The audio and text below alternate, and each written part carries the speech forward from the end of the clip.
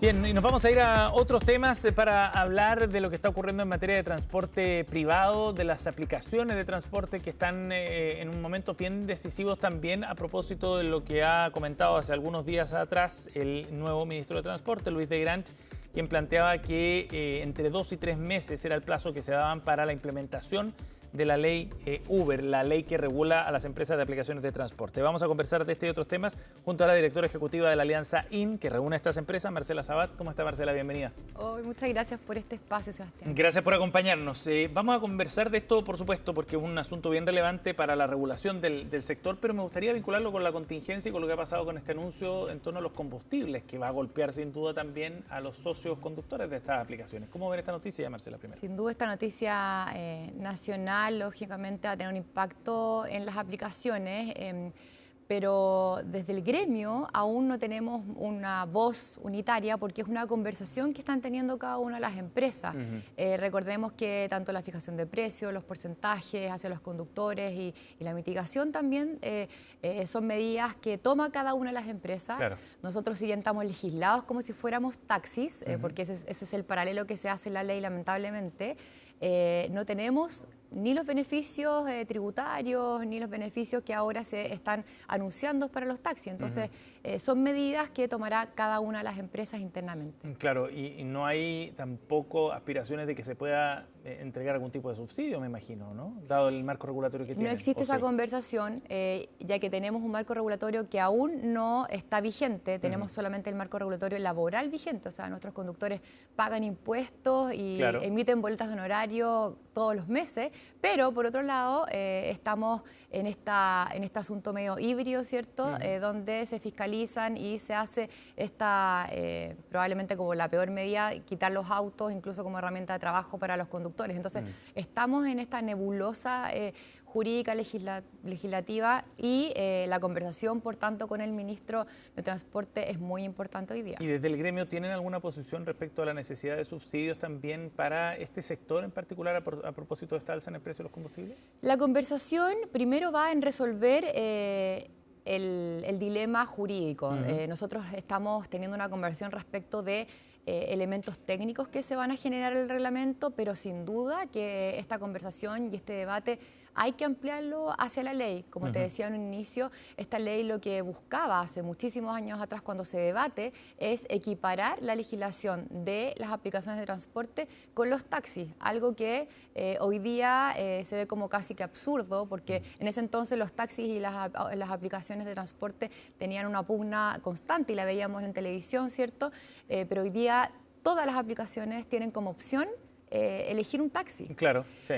Forman parte también de los servicios. Y claramente nosotros somos servicios distintos, si bien somos parte, por cierto, del transporte en Chile, y eso lo han dicho todos quienes reconocen que las aplicaciones de transporte son hoy día protagonistas también en generarle transporte a muchas personas que no tienen acceso al transporte público en vías que no son urbanas, por ejemplo, y nosotros cumplimos ese rol.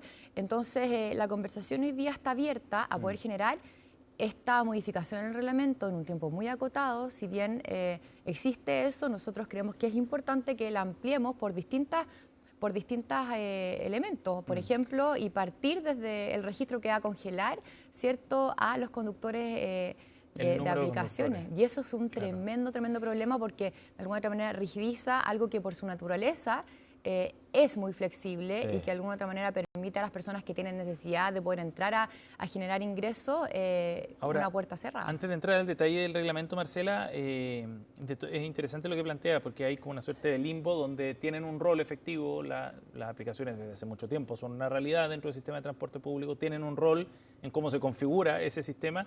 Sin embargo, no están del todo incorporadas al momento de discutir otro tipo de políticas públicas, como por ejemplo estos de subsidios. Así es, por eso te digo que esta nebulosa jurídica para nosotros, y no para nosotros como empresas, más que nada para los conductores. Nosotros también tenemos que reconocer, el último estudio de la Universidad Católica establece que a octubre del 2025 hay 135.000 conductores activos, un número que nunca antes se vio. No hay ninguna industria, me atrevo a decir, Sebastián, muy responsablemente, que haya generado tantos empleos formales en tan poco tiempo.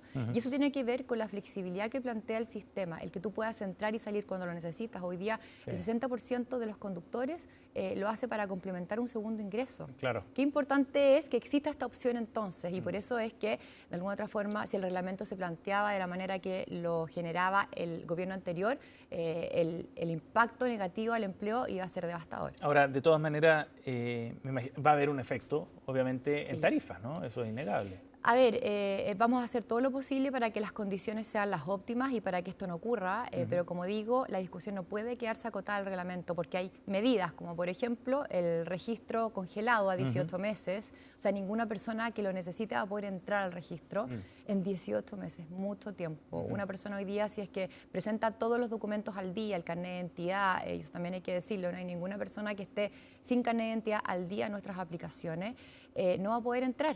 Hoy día se demoran 5 días, 6 días en poder generar el ingreso a una plataforma. Hoy día van a quedar completamente desconectados durante 18 meses. Y además hay otra realidad que tiene que ver con la licencia profesional.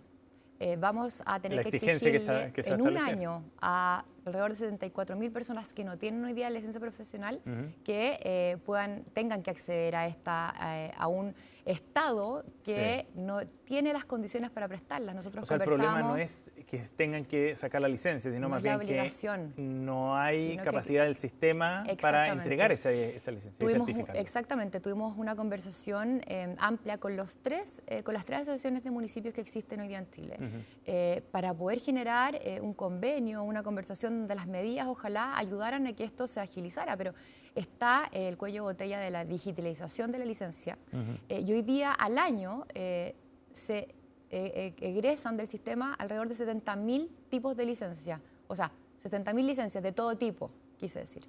Y nosotros necesitamos solo 74.000 licencias profesionales en un año.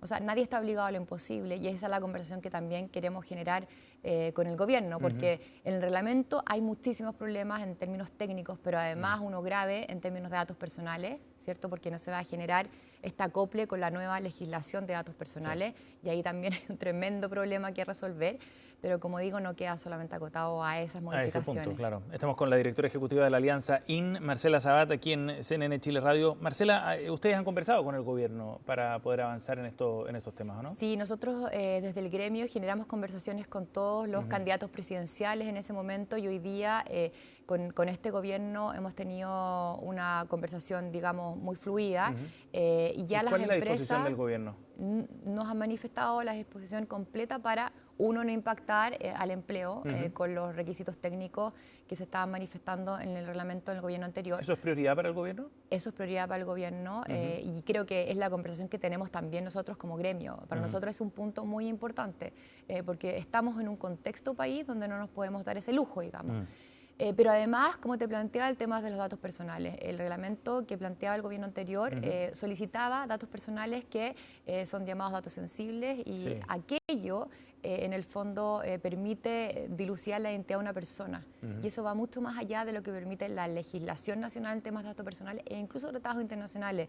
Nosotros en el gremio contamos con empresas norteamericanas, españolas, chinas, colombianas, todas con tratados internacionales que tienen que cumplir con cierto marco los datos personales. Y en eso ¿cuál es la vulneración que se produce con la nueva ley de datos? Al pedir tantos datos sensibles y poder en el fondo dilucidar una identidad, en el fondo no se cumplen ninguno de los niveles ni de transparencia ni en el fondo de los nuevos estándares que se tienen que cumplir con la ley de datos personales. Pero no está o no se debería priorizar la seguridad de los mismos pasajeros al momento de solicitar esos antecedentes. Sí, lo que pasa es que cuando hablamos del Ministro de Transporte, el Ministerio de Transporte que solicita datos no es para el cumplimiento de políticas públicas que tienen que ver con seguridad.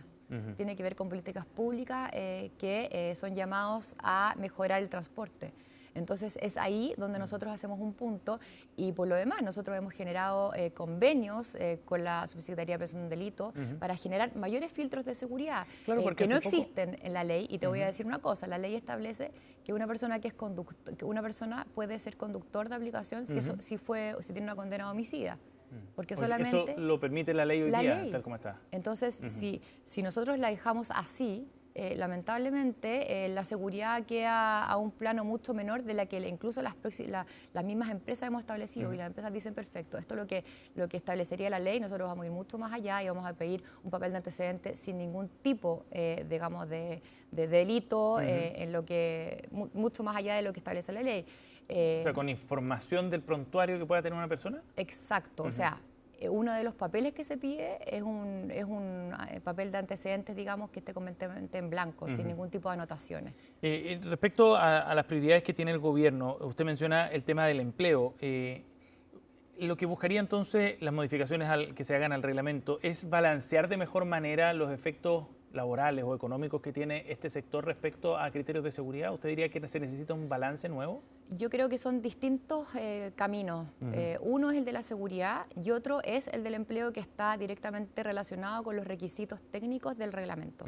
El de la seguridad es un camino que estamos nosotros llevando como gremio, particularmente yendo más allá de incluso de los requisitos que la ley establece, generando filtros que no establece la ley. Lo generamos con un convenio con la Subsecretaría de Prevención del Delito, un filtro biométrico que de alguna manera busca terminar con este flagelo de las cuentas falsas, ¿cierto?, que se puede crear por otro problema. Por la suplantación de identidad. Que tiene que ver con otro problema que Chile tiene y no tiene que ver directamente con las empresas, digamos, que es con la identificación de documentos.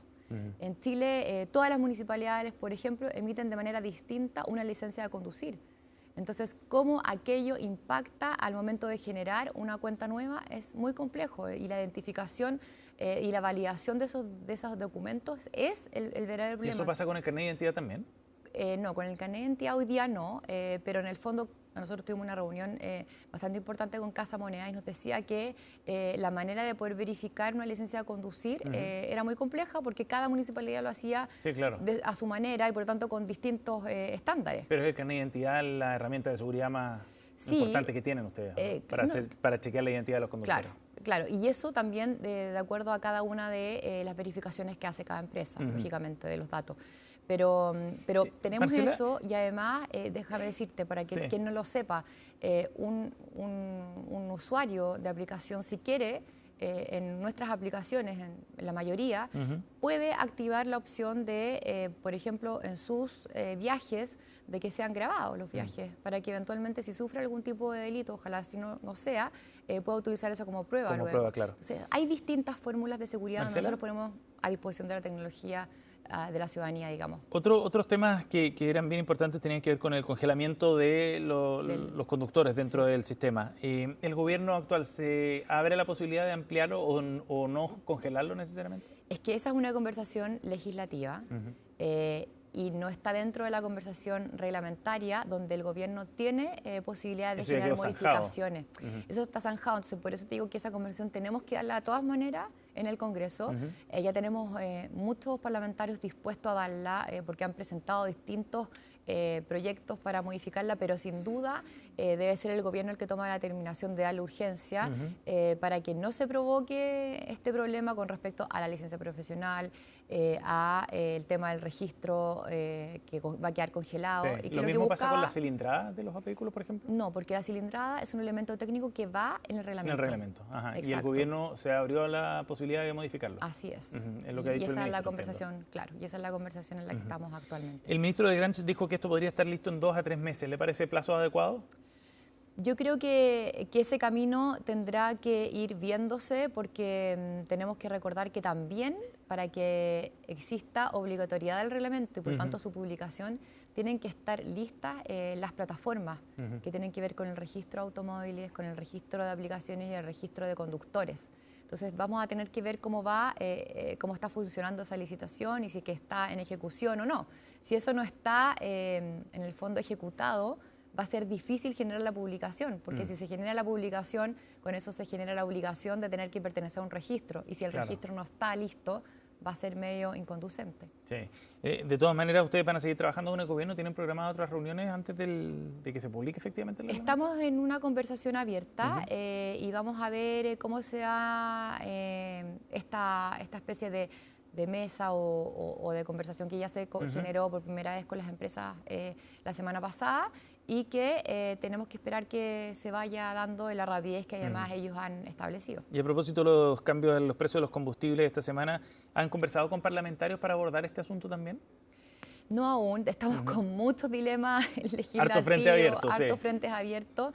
y esa es una conversación que están teniendo hoy día las empresas internamente. Entonces, primero, como es tan rápido el efecto, va a ser en tan pocos días, Sí, pasado mañana. las conversaciones en el fondo son internas desde las empresas para poder paliar sus propias medidas con los conductores y que efectivamente los usuarios no tengan que ser quienes tengan que, lamentablemente, tener el efecto negativo, claro, el impacto negativo, pero nosotros estamos en esta conversación reglamentaria, queremos ampliarla a la legislación también. Entonces tenemos, como tú bien dices, varios frentes abiertos del cual nos tenemos que hacer cargo para que la ciudadanía pueda seguir teniendo la misma cantidad de automóviles disponibles, que el servicio no se vea encarecido por lo mismo y que el impacto negativo sea, ojalá, el menor posible. Marcela Sabat, directora ejecutiva de Alianza IN, ha estado con nosotros aquí en CNN Chile Radio. Gracias por haber venido, Marcela. Muchas gracias a ti, Muy amable.